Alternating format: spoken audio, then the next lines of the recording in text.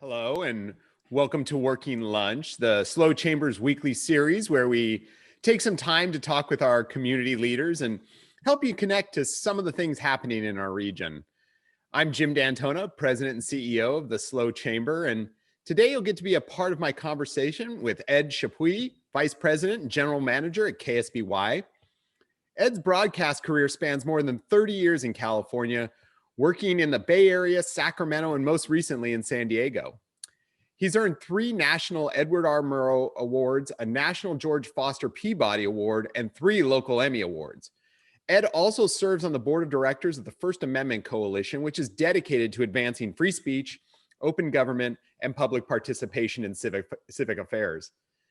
Today, we're going to flip the script and hear from Ed. I'm so looking forward to talking to him about what goes into managing a broadcast organization, how KSBY has had to adjust in order to meet the challenge of COVID, and what challenges overall lie ahead for journalism. Ed, thank you so much for being here. Happy to be here. Thanks for having me. Well, as we sit down to lunch, first and foremost, we always have to know, especially in the time of COVID, where are you zooming in from today? So I'm in my office at KSBY. The station's on Calle Joaquin. We sit up on a little mountain here or hill and have a great view. So one of the prettiest locations in the Slow area, great 360 view, I'm sure. Yeah, no, it's awesome. So it's so great to have you. I'd love to know a little bit about your kind of first foray into the news industry and journalism. Sure. So I'm from Chicago, like you. Grew up there, spent the first 25 years of my life there. But I went to school at University of Illinois, English major, ran the newspaper in college with some other people. And I really thought I was going to get into newspapers. And, I think I told you, Jim, that I actually broke into business at the age of 9 on my newspaper route. And when I say broke in, I actually broke a window on my very first day at the age of 9. It was devastating, but at least my career has progressed better since then. But I always thought it was newspapers. And then graduated and I couldn't get into the Sun-Times, the Tribune, or the local wire service. So I fell into television and fell in love with it literally on day one. So the immediacy of it and never looked back. So it's been a fun journey. Well, as I was talking about a little bit in the opening is, obviously you've spent some time in the Bay Area and Sacramento, but the timing of taking over the helm here at KSBY was a bit inauspicious. You took over the role of general manager on January 6, 2020. That seems obviously a bit of a rough time because you only had 2 months before everything went away. Right. But what caught your eye about this role and relocating to Slow, and how has all of this kind of worked out for you? Yeah. So, first of all, I feel fortunate that I actually had a couple of months here before COVID. And I was fortunate that the person in this chair before me, Kathleen Scholl, is wonderful. She stayed within our company. Scripps was promoted to our Kansas City station. And she came back and spent a week, showed me around, introduced me to people. I was able to actually do some things, go to a couple baseball games and meet people. And so I did get to kind of see the town. And then March hit and the world changed. There's no doubt about it. But how I wound up here, my company, the EW Scripps Company, has 40 stations. I've always been in news. I was a news director down in San Diego. This came open and they asked me to come up. Fortunately, I knew the Central Coast because my daughter is a 3rd year at Cal Poly as a computer engineer. So I kind of knew what I was getting into. I'm like, sign me up. This is great. I love, you are very glass half full because you are finding the silver lining in being here for 2 months. To me, I was here a year and 2 months and it almost seemed too short. So, your team must have then, after that 2 months, has kind of broke up, right? I mean, someone had to go home, right? Yeah, well, I wouldn't say broke up. There's some of us who are distant. I mean, that was, March, almost to the day. I was looking back at the calendar. And we sent 70% of our workers out of the building, and I'm one of the 30% that stayed in. But it's really forced us, to think differently. And that's been, if there's a godsend in this, it's created innovation, and I think that it forced us to kind of look at things, differently. I love the fact that I have a team that was able to adapt, Which is, yeah, an amazing thing to have. But that, that's one of those pieces I'd love to know about.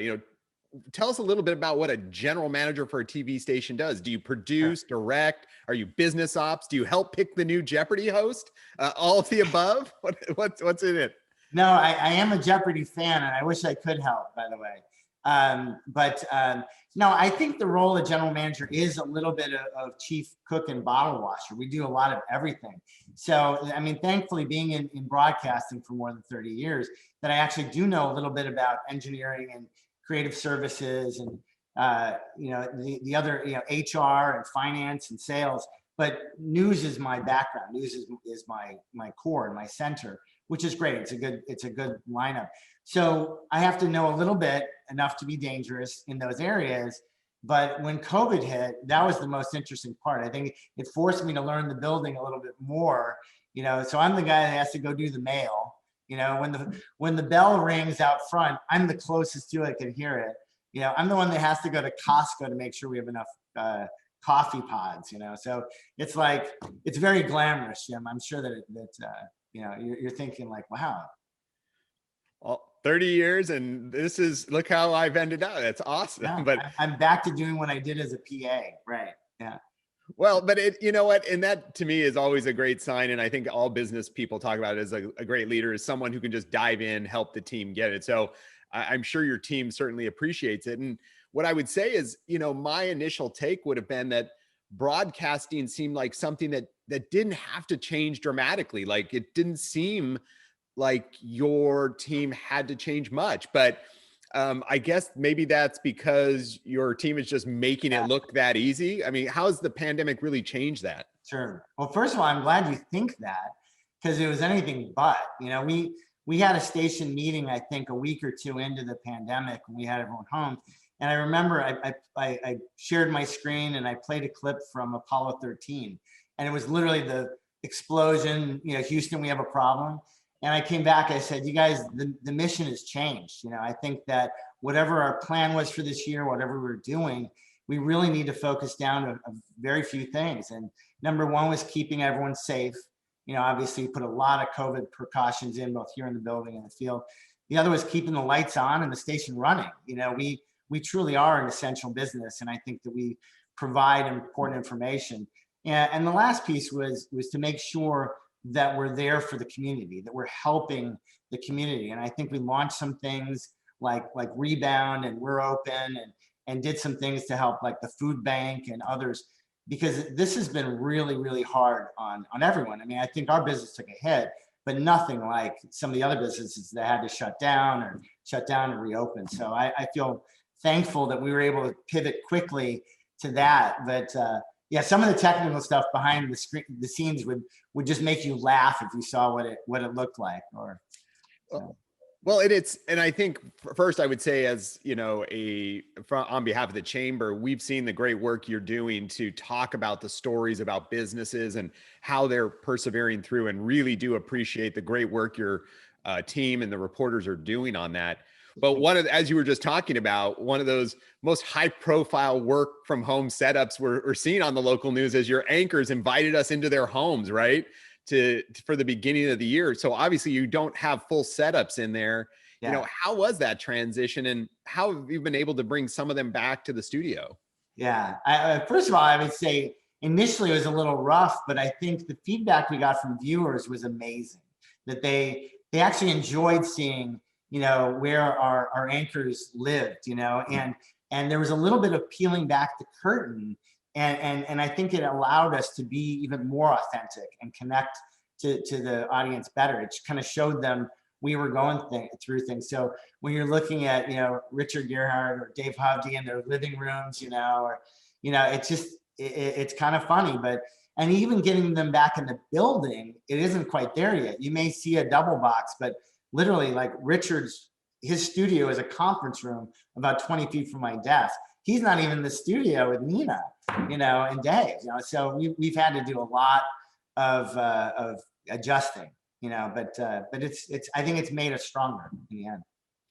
Well, and I think, I think you're right, right? You figured out new ways of doing some of these things. Is there anything that you and the team at KSBY have learned or done because of the pandemic that you think that'll become permanent Yeah. even as we begin to open up? Yeah, that's a great question. I mean, I actually sent a note to the staff earlier this week. It was a little survey. I said, answer 4 questions, because as we're coming out of this, and I feel, I think my spirit is lifted, seeing we're in the red zone, you're seeing businesses open, vaccines are going in arms. It clearly is getting better. But what I told everyone, I said, we are never going back to normal. The world, someone said to me the other day, the world's changed about 10 years in the last 12 months. So, and the thing that we can do, and I've asked everyone here at KSBY to do, is tell me the things that you've learned. Tell me the things that have changed, that we've discovered, kind of in an entrepreneurial way, that we want to retain. Keep doing that. Tell me the things that maybe we were doing for the last 30 or 40 or 50 years that maybe don't really have a part anymore, that we can really get rid of. Tell me about the things that make us special, the KSBY. What is our core? What is our base? What is our special sauce? What are the things that make us great? We want to retain those. We want to make sure that we're keeping those. And then I think, just kind of looking at the future, I'm asking people, what are some things on the horizon that we expect? Obviously, there's new technologies and things like that coming on. So I'm not giving the answer. I'm actually asking the question back that we're asking ourselves, because this ain't the same business it was 12 months ago. Well, one of the interesting things, having been in government, having to do interviews, do talks with reporters, has always been, hey, can we come and meet you somewhere and film you and like find a local spot? But recently we've been doing this kind of interview.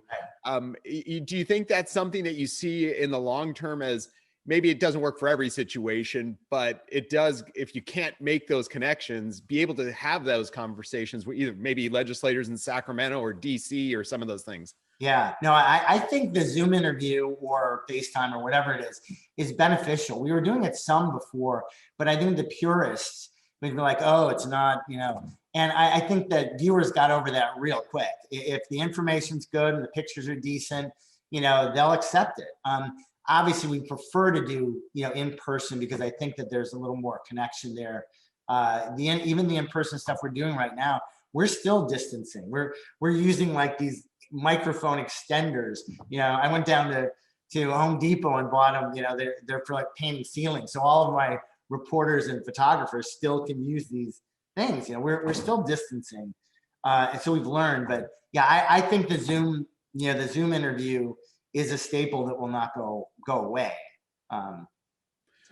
Well, and I would say the interviews have been done so well and engaging, and obviously a little bit more video editing and putting stuff together. But again, it really does seem like your team has figured out a way to make it around that, and potentially long-term, again, make them more agile in their jobs. I think it's actually let our anchors in particular, because they become a little bit landlocked because of the newscast and having to be in the studio. So by being able to do key interviews in person, it allows us to do a little more depth. I think that, if we're doing a story about vaccines and access, all we need is like one key interview, and we could really build something to build depth. Nina Lozano, our evening anchor, did an interview of a family who lost 3 members, in SLO, and it was heartbreaking, and the whole thing was done on Zoom. It was a great interview. I remember seeing it. Fabulous and really, really touching, but again, allowed that kind of interaction when you probably couldn't have been right in studio or in person. Right. Right. Well, so we're looking over the past several years, we've seen trends of people, starting to cancel their cable subscriptions and moving to smart TV and or subscription models. How does that trend impact KSBY and local news stations? Yeah. So that plays into our wheelhouse. We are believers in free over-the-air television. Free TV is good. And the over-the-air signal, the back in the day rabbit ears that you and I grew up with, that's really coming back. Now you're seeing over the last 5 years, the growth of viewers seeing the signal over the air is now up around 20% again. It was down low. So, and then the second piece of it is that more and more people are adopting what are the OTT or over the top devices, like Roku and Fire Stick and Amazon TV, Apple TV. Those apps are tremendous because you can see all of our newscasts live on those apps and also replays. So, in a way, the cord cutters, the thing we have to remember, and there's some people who are called cord nevers, that they never had cable, they never had satellite, that we have to remind them that there's free over-the-air television, and it's a great model. It's one that our company, EW Scripps, just bought in big time in, just bought a whole nother group of stations called ION. So we really believe in free TV. But it's actually until I saw on your station that was out there, I actually didn't even know that was still a thing. So how, as in terms of getting that in, is it literally as easy as kind of the old rabbit ears, or a little bit more technical? So it's funny, I don't mean to point out negative, but we had a dispute with Dish back a couple months ago. So we were off of Dish Network for 54 days. So I was like Shell Answer Man. I was fielding all the calls from all the viewers, and I was walking them through how to get free over-the-air television. And it's amazing how many people like, thank you, wow, I don't, and even in my office, because I have a direct line of sight to our broadcaster, my antenna, I figured out like months later, was a paper clip. I have literally, I'm not kidding, have had great reception with a paper clip. I'm like, holy cow. So it works. I swear to God, you can get a little antenna for about $20. It's about as big as a dinner plate. And it's not everywhere because we have mountains and there's some blockage, but by and large, it's a pretty amazing thing. You're seeing more and more channels available. That's truly incredible. Well, as we're talking about some of those changes, are you seeing changes in viewership and viewing habits this past year? Yeah, I mean, I think the thing that's been interesting is that you see ratings. We see ratings every day, and we are seeing these spikes and these valleys.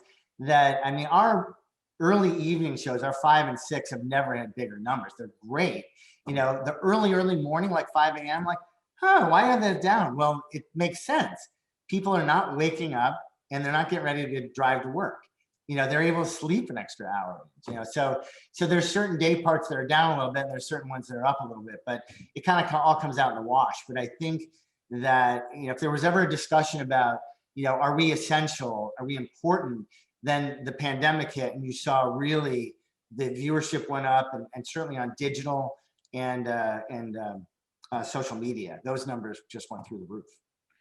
And your engagement through people seems like it's growing. I think even one of your taglines is, see us on your time. Like, can people just go directly to your website and pull down all of these viewers, or are there other ways that if you don't have a TV? So, I mean, there is something on the website, but you're right. I mean, there's many ways. I mean, you can watch our newscast streaming on our website, on your phone, on mobile. You have to have an app for the mobile, or you get the devices like Roku, or you get it over the air. It's really become a lot easier to see us than it used to be. There's so many different ways beyond just, and don't get me wrong, cable and satellite's great. I have cable at home. So, but it's the more, ubiquitous we are and the easier we make it, viewers should be able to find us no matter what. And does that model change the business for EW Scripps, or is that, again, you're really going to, however people are going to interact with you, that's going to be part of that kind of business model? Yeah. I mean, in a word, we want to meet the viewers where they are, and I think we just want to be available. So, and it is really based on free, on advertising. That's the thing. We're, besides being big believers in free TV, we also believe in advertising works, so yeah, maybe the ads are slightly different in those different, streams, but it all works. That's awesome. Well, I mentioned in the intro, you serve as part of the First Amendment Coalition. Can you tell us a little bit about what that organization does and why you continue to be involved with that? Yeah. So first of all, the First Amendment Coalition has been around in California for about 30 years also. Its role is, as its stated name is to defend the First Amendment and our freedoms there, which is something as a journalist, I believe very much in. So we've really started to branch out and try to teach not just journalists, but also people in the law community, activists, how to file California Public Records Act requests or FOIAs, how to get the information that we really should have. How to defend against subpoenas when they show up on your doorstep. And as journalists, we don't really, like those that much. But I mean, thankfully in California, we have a very strong California shield law that protects us. There's other things like getting into courts. The pandemic, we saw the courts shut down, and some counties, didn't even, they wouldn't let anyone in, media in, and we had to literally file lawsuits in some counties to let us in, because we really believe those are the things that we should be hearing. Same thing with like school board meetings, city council meetings. There are some that are, got hit with violating the Brown Act because they're not doing it. So the First Amendment Coalition is very much a watchdog, organization. It's got a lot of lawyers and journalists, but it's also a teaching organization that kind of helps to get access. And so one of those things you just talked about, which I thought was so interesting, is the idea around, court operating outside the public view. And why did you think that was so important that people be able to be open to that? Yeah, well, one of the things that I was also on the state's bench bar media committee, and we've tried to get more cameras in the court. And I think there's a large number of judges and attorneys and district attorneys that see the value, because I think that transparency is good. If you're able to show, the public what you're doing, it's less spooky, it's less scary, And so I think the more that we can get access to the courts and the process, and again, peel back, the curtain a bit to show people what's going on, the better. Yeah, and I think one of the great things you're doing with that is, you do not want your court system, your criminal system operating in the dark, where things could be happening completely out of the sight of the public. And so having the public be a part of that, clearly a key piece. And it's so great to hear there's an organization out there that's kind of working on some of those things. Yeah. It does being a part of that, is that something that EW Scripps supports, or is that something you do as a personal?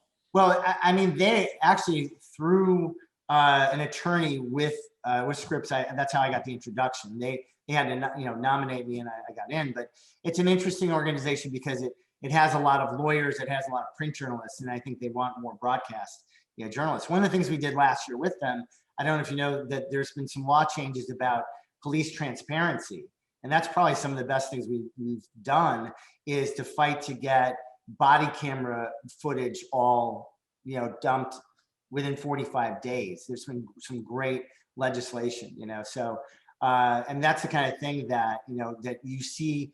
Obviously, the other thing that happened this year, besides the pandemic, is it's been a big year in social unrest. So I think supporting those causes and trying to hear all sides and get more transparency in the process is beneficial for everyone.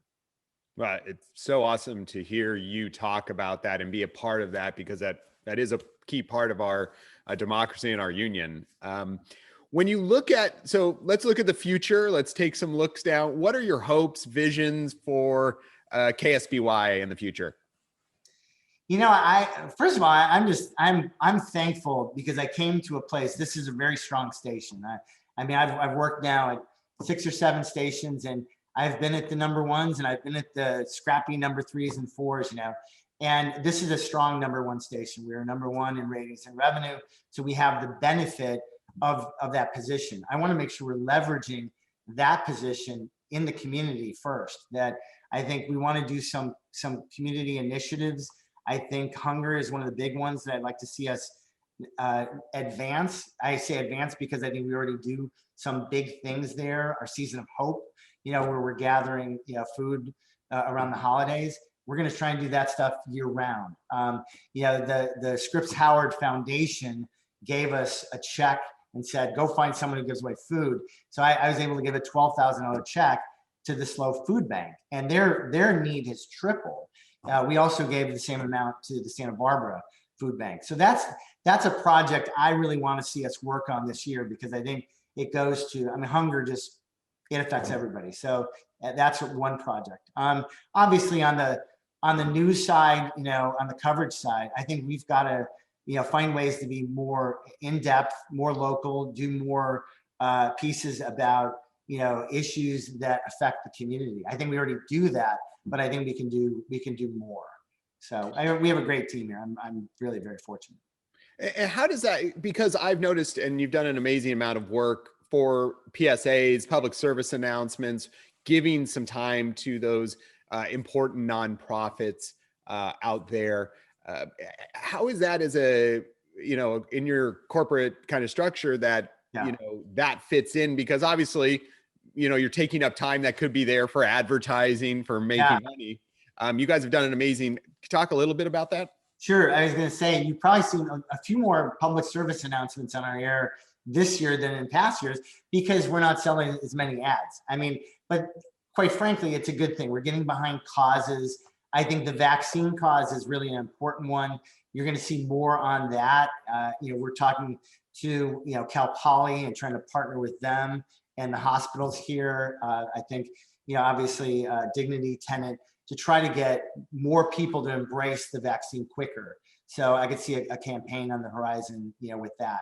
I think there's some things that just make people feel good about the community coming back. So we announced Monday that we're going to be airing Cal Poly's 3 home football games coming up in March and April. So I think some things you just want to do it for the community so they can see their football team. I mean, everyone, you and I were supposed to go to a basketball game last March and that ended. So, but I think we want to do a range of things, obviously to do well in the community and also at the same time, I think allow people to enjoy the Central Coast. It's a beautiful place.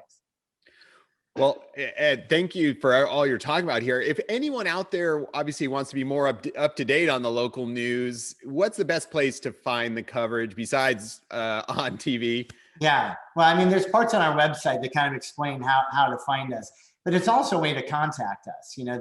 That if you have a question, some people are surprised. They call and I pick up the phone. Like, you picked up the phone? I'm like, yeah, I answered the phone. That maybe it's all my years in the newsroom, because you never want to lose that really good story tip. So our website has all that under contact us. But if you have a question or an issue, just call or shoot an email. So. That's awesome. Yeah. Well, we always end on one particular question, and we're always interested in find out, what are you looking forward to this weekend? Yeah. So my wife, Ann, and I, we've been getting out a little more safely, masks and all, but the last 2 weekends we went north all the way to Ragged Point, south to Santa Barbara. So this weekend, I think we're going to stay central. I think we're going to Paso. She has a couple of wineries that she's eyeing. So, I think we're really trying to get out and learn, the community more. So Paso, here we come. If you guys have any good recommendations, let me know. You're hitting right in my sweet spot. There's some amazing, you almost can't go wrong up there. So that should be a lot of fun. Yeah. Ed, thanks so much for joining us here today and talking a little bit about the station. Again, KSBY has done amazing work during this time, and congratulations on the great leadership. And now that you've, obviously getting a little more time, hopefully we're opening up so we can get back to seeing you face to face. But really appreciate you spending time and talking with our viewers. Well, thanks for having me on. I really appreciate it and look forward to some in-person fun this year. Yes, definitely keeping our fingers crossed for that. For everyone else, thank you so much for eating lunch with us today. Join us next week when we'll be joined by Ellie Hassay of Linda Mood Battle Learning Centers to talk about children's learning and education during COVID. If you have questions for our guest here, Ed and KSBY team, feel free to add them in the chat below, and our guests will try to answer them when they get a moment. Thanks for tuning in. We hope you all have a wonderful weekend. Stay healthy and safe out there.